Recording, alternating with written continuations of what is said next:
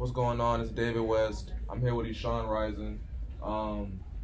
We have some mutual friends, so we know each other a little bit. We talked over time, but first of all, I want to thank you for doing this interview with me. I want to get to know more about you, more about being a student athlete, and just what goes into your day-to-day life. So, yeah, thank you, man. I appreciate you doing this for me. So let's get into this. So, just right off the bat, what is it like being a student athlete at such a prestigious university? What'd you say? I say it's a dream. Really? Ever since I started back in the day in elementary school, I've had two dreams. First dream, become a player at University of Texas at Austin. Second dream, become a surgeon. And I feel like with that first dream, I'm living it right now. Mm-hmm. It's probably been the best time of my life ever since contraception. And to be honest, once you start doing it and everything, obviously you realize 5 a.m. wake ups, the ever planning schedule, it's horrific. Trying to balance academics and football at the same time. It's not meant for everybody. Mm-hmm. It isn't. I'm just gonna be straight up honest with you. It takes great time management skills if you really want to focus on your academics as well. It takes mental toughness as well, because obviously after a 10 o'clock run or a 10 o'clock lift, your body's gonna be saying, no, I don't want to do anything anymore, especially with the type of workouts we get. And trying to fight that reaction to, oh, dang, I want to go to sleep. Dang, I want to slack off from this class. Dang, I just want to doze. I don't want to do anything. You just got to fight through that. Okay. You got to be able to go through it all the time, every day, as long as you're in it. Okay, so I got a few questions just off that. So did you know coming out of high school you wanted to go to UT and play here? I knew I wanted to go to UT, but coming out of high school, I didn't really know if I wanted to play football still. Oh, really? Yeah, at the beginning of my senior year of football in the season, at first I was like, this is going to be it. Last time pulling my pads. And really as the season went on and I started getting a lot better than I was my junior year and everything, that's when I really just came out in senior year. And what did it for me is the last game of the season. We played in the playoffs against Houston Bel Air High School. And that game was a tearjerker. We ended up going down 24-22 against Bel Air. We had the last drive of the game. Our tight end Corey Rao, we do a tight end screen because he plays at SMU right now. Okay. And he took the screen pass and we came up 1 yard short on a 4th down and 12. And from that day on, I still remember it to this day. His first time, it was one of the only times I actually started crying, like literally, actually crying, like tears coming out of my eyes. It was something else. And from that point on, I was thinking, okay, this can't be it. There has to be something else I can do. At this point, I'm just unsatisfied. Well, let me ask, what do you think? I know you said before this game you was contemplating, I guess, not playing anymore. So what got to you? Was it just exhaustion? Was it like fatigue? Was playing football like a lot too much to handle? Like, what would you say was like making you think maybe this is my last game? Like, what made you almost quit? Mostly because when I said like my second dream life, I want to be a surgeon. I always thought that had me saying, okay, 100% on the books, 100% on the medicine and everything, 100% onto all this other stuff, and learning about all the things. And football just wasn't as big of a priority as it seemed like during my senior year, or my previous year as well too. And really, that's when that time that happened, we played Bel Air. After that game, that's when everything kind of changed around. I was like, I think I really want to keep on doing this. Okay, definitely. Well, going from there you get to UT, and I know you walked on, right? Yeah. Okay, so what was that like? What was the walk-on experience like for you? Like, what kind of preparation went into it? What was the day going like? What was the day leading up to it? What was that like for you? Man, that was a time back then. Oh man, I believe. Freshman year. 2 years ago, right? 2 years. really, it's the whole process started about 3 years ago when I came out of high school. Yeah. So I guess we'll start from the beginning. Yeah. So it really started about after I started getting recruited a little bit by some D3 schools back in the end of the season around late November, early January, my senior year, right? And obviously, at that point at D3 schools, I was like, I just wasn't feeling it, to be honest, because it just feel like I might as well be at a high school again. Because obviously, if you ever go to a D3 college game, you're gonna look at it, you're gonna come in there, and it's like, dang, it looks like I'm in Rhodes Stadium again, back in Katy, and it just wasn't feeling the vibe for me. So I was like, all right, one thing I'm gonna do is like, if I get a scholarship to go there or something like that, or my whole college tuition is paid for, or something like that, then I would actually consider it, or any other school that offers me or something like that. I ended up getting no offers, or at least for football, at least. And I was like, okay, that's fine. So I'm gonna go to Texas Austin. I think I'm gonna walk on there. So that all the way up until April, we talked to I'm so veteran head. So that during the process, Johns Hopkins reached out to me, which that was a big deal to me, like, because obviously I'm trying to be a surgeon. Johns Hopkins, one of the top 3 med schools in the United States, or really in the world, to be honest. And so from that idealistic point, I was like, okay, that might actually be the only D3 school I actually think about going to football. So from all the way from January all the way up until March, that was my recruitment for them. I would talk to coaches once a week and see about what's going to happen in terms of how I can get there, how money is going to be funded to me, how money I have to pay, tuition, something like that, financial aid. It was almost a done deal. Coach would talk to me like, yeah, I'm dead, because obviously in D3 schools, you gotta be able to get in there academically before you can get in there like sports wise. Because there's not like a full ride scholarship option. And so basically what happened was they kind of lied to me about their admission system, and that basically got me sidetracked in terms of thinking like, can I really get in here? Is it really possible? Like, am I 100% going? Yeah, definitely. And it ended up, I'm not gonna get into this school academically. And so at that point in time, Johns Hopkins was off the table. And what really got to me is that they were kind of fake about it, because they didn't even want to call me back after that admission decision came in. I was like, oh yeah, I can imagine. Like, yeah, you talking for 3 months, and all of a sudden you just pull out, and just ghosted me. And so from that point on, I already got into University of Texas at Austin. Literally, I got an reception letter like within 1 month of applying. And at that point, I was like, okay, that's looking like the best option. So I always wanted to go to University of Texas. It's just, was it for the right reasons at that point in time? It looks like at this one time, it was for the right reasons. And so I ended up going to University of Texas. And on that April, they had this official visits, and I met with the offensive line coach over there. And it was a pretty good conversation. He basically sized me up. Now, obviously, I'm a 6'1". About at that point in time, I was like 245, around there. And so I was like, okay, a little something. But obviously, for D1 college athlete, I'm on the shorter side, and I'm on the slower side too. And so at that point, it was like, okay, it was a good meeting. And then once I get back from August, tryouts came in. Oh wow, Yeah, they had me try out and everything. And I said everything on that tryout. Like, my whole focus that whole summer, that whole spring, was on this tryout to finish. What's up, Ishan? What's up? I ended up not getting it. Oh wow.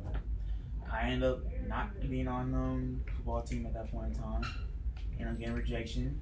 I was like, I literally was in my room for a whole week, didn't go to class or anything. I was distraught. I was in another place at that point in time. I can't describe it. It was like working so hard towards something, and then all of a sudden, like, everything's like just taken away. It feels like it's just it has you feeling some type of way. Okay. And it's different.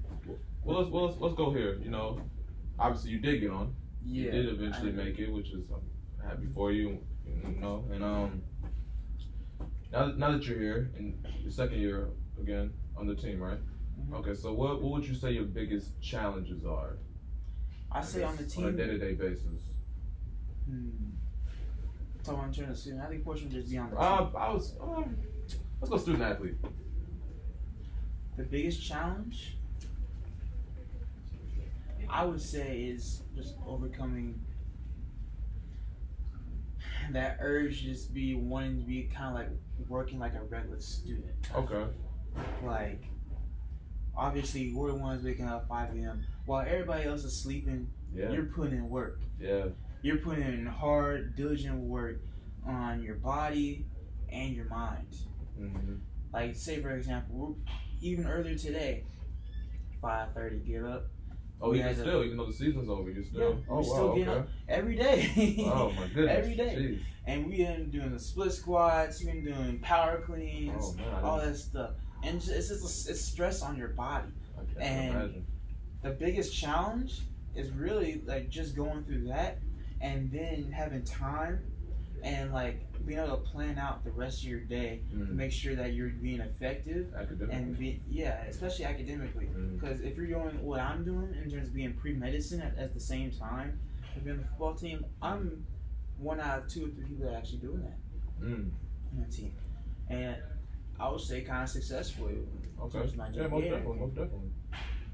That was the biggest factor. At first, I was just getting B's all the time. When I first joined the team, it was hard. Like I couldn't figure out how to. You had to develop in terms of getting the right amount of study time, the right amount of time just to sleep. Yeah. Because you had to give up 5, so the max you could really study was until about 1 if you want 4 hours of sleep. Okay. Like you see me leaving PCL, I'm like, we'll be studying, and all of a sudden turn 1 o'clock, and I'm like, hey, I gotta go. I just made a curfew for my son. Wow. And if I didn't get done with all my work, okay, it's time to leave. Okay. And so, just trying to be effective with your studying and getting your academics on right before you had to like think about the other side of your life in terms of football was the biggest challenge. Okay, and I also heard you were nominated for the Arthur Ashe Jr. Award, so congratulations about that. You know, so but from there I want to jump into. I know we talked about this public health. You know, I know you want to be a surgeon, biochemistry, right? Yeah. Biochemistry. So I know you want to jump into surgeon, and I remember asking you about this last month about we were hosting the head trauma, the brain. They were doing studies about the brain and stuff on campus, and they were they had panelists discussing about the future of football. You know, where's it headed? Just like the issues of concussions in today's game. And I remember you telling me you were not gonna go. I want to know. So right now, I'm curious to know if that was like, what made you not want to go? Was that, I kind of just want to know about that. What kind of played in that decision? Because it seemed like you was pretty adamant that, that's not for me. I don't really want to go into it. In terms of the concussion protocol? Or? Yeah. Really? What? I know. I mean, to cut you off. I know as a player, you probably don't want to. I know players don't want to think about that. They don't want to think about getting hurt, injuries, or whatnot. So I don't know if that played something to do with it. But yeah, go ahead. I would say I play a big factor into it. Okay. When I'm playing football, I never want to think about getting injured. Most definitely. And if you think about injury, think about anything like that, you're gonna be labeled soft. B, you're also gonna be slower on the field. Okay. And 2 big no-nos in the greatest sport that focuses on those 2 things: physicality and speed. And so when I'm thinking about concussion protocol, obviously I know that it's a pretty big deal on your body in terms of like you can't your brain is losing brain cells, your brain is moving around while you're getting hit and everything, and it causes those blunt traumas that happen in your brain in certain parts. It can end up having a big effect on it. Like if you're cerebral, your brainstem, you're moving around like that, and all of a sudden it affects your behavioral functions. And I'm sure you think about the thing. I know you want to be pre-med, you know you want to be a surgeon. So I'm sure you think about these things. So of course.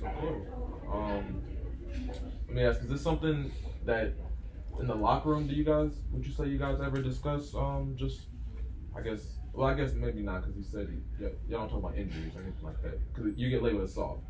Yeah. So do y'all ever have these conversations amongst you guys yourselves?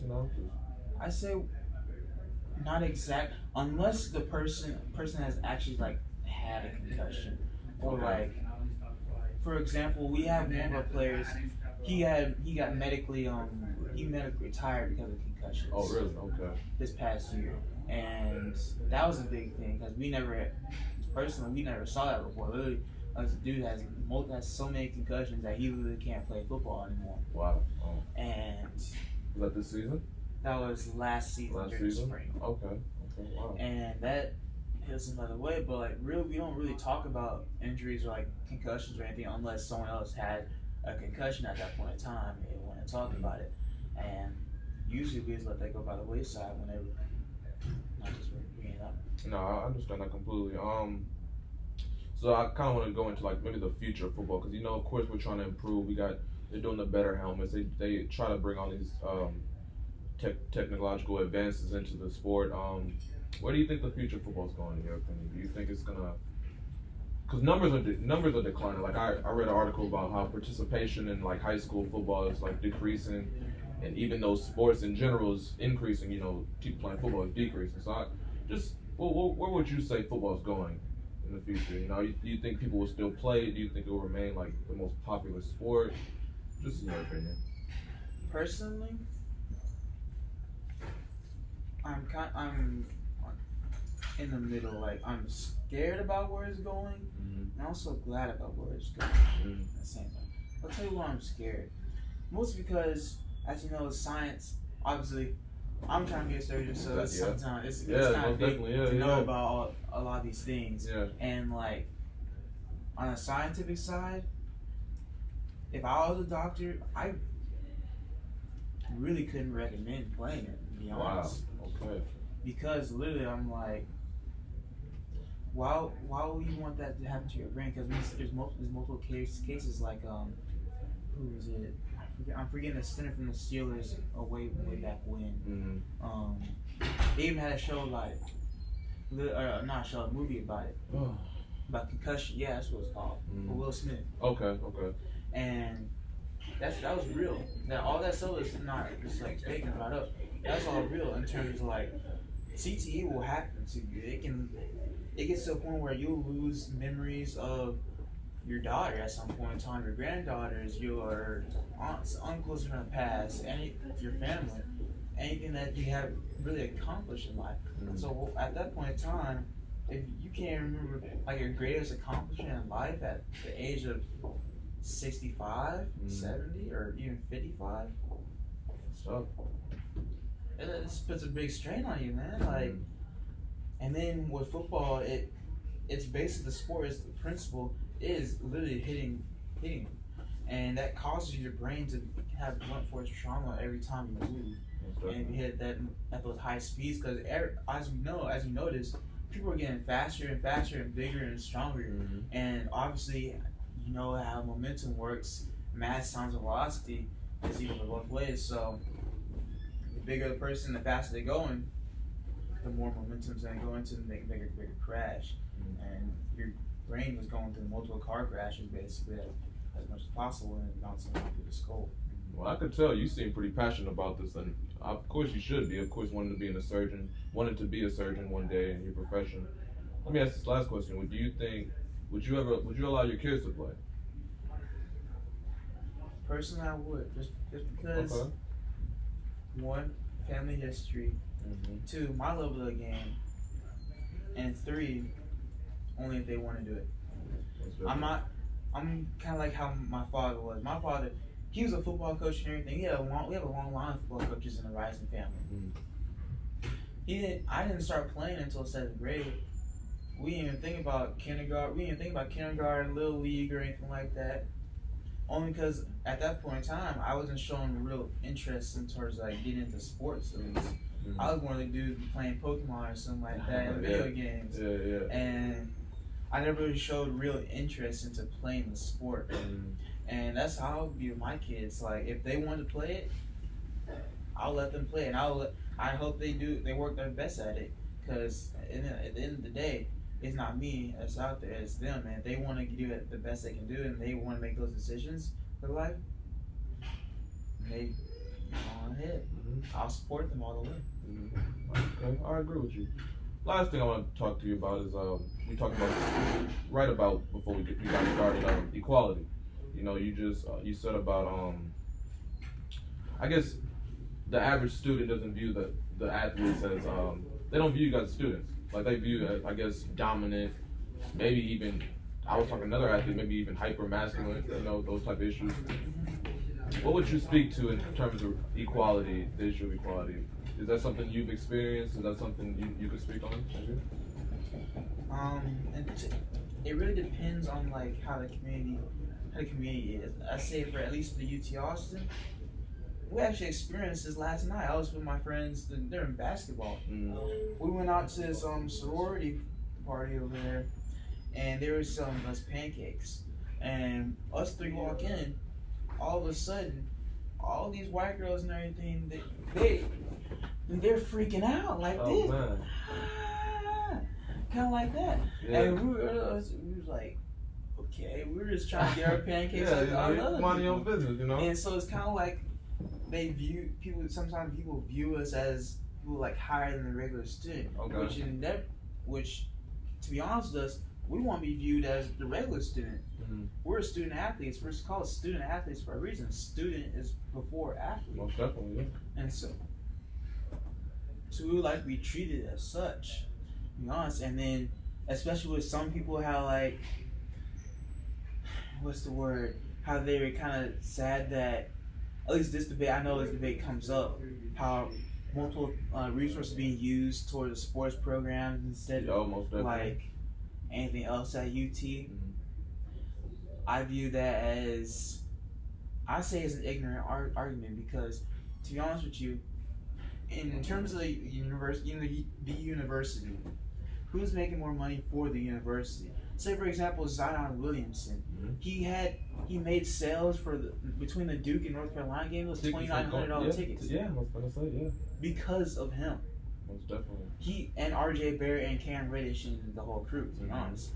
But the players that are working for that program, they're making the money for that whole school. Yes, I agree. And so why they're not getting paid, and B, why would we invest more into that program if they're going to keep on and not igniting more money in towards the program in terms of school and debt? And so I still don't get that argument why people say like, no, that money, our tuition should be going to this, our tuition going to that. And to be honest with you, the tuition is not even going to the football program, basketball program, track program, or any of them. The tuition is going to just the school in general. They're not paying for anything in terms of us. We're making the money ourselves, and there is the money that we make don't go towards the stuff that's out there. Yes, exactly. And that's what's up to me. And also with like, in terms of doing pre-health careers, pre-law careers that student athletes would like to do, because obviously student athletes, we're trying to work for our future goals. Not all of us want to look. We're not. It's a stereotype that we're all looking for going professional athletes the whole time. And that you guys don't work as hard as other students. That maybe like the road is easier for you guys. That's another stereotype. Yeah, that we always get like special privileges during classes. Exactly. But tell me a professor won't second guess by pressing that F button in the semester. To anything, to be honest with you. These teachers are ruthless out here. They don't give us special privileges. We have the same amount of resources as y'all in terms of school and our brain. Most definitely. And basically, we're just trying to earn our keep the same way y'all are. We secure our bags while y'all secure your bags. Everybody secure their bag in silence. And the stigmatism that, oh, y'all are athletes, y'all not trying to go for anything, y'all's gonna go pro, y'all can't be no doctor, you can't be no lawyer, what are you even doing in this class? Why are you in organic chemistry? Like, why would a football player be in organic chemistry? Like, what are you doing out here? Questions like that boggles my mind. Most definitely. That was a good little rant right there. Yeah, I think we're just about done. First of all, again, thank you for doing this. If anything, I'd say you definitely, there's that stereotype, man. You are definitely you can't even be looked at that because I know how hard you work. I know like what your aspirations are. Man, you work really hard, and yeah, if anyone sets that away, it'd be you. So again, man, I appreciate you doing this for me. Thanks. Of course, man. So I'm gonna shut this out. Yeah, yes, sir.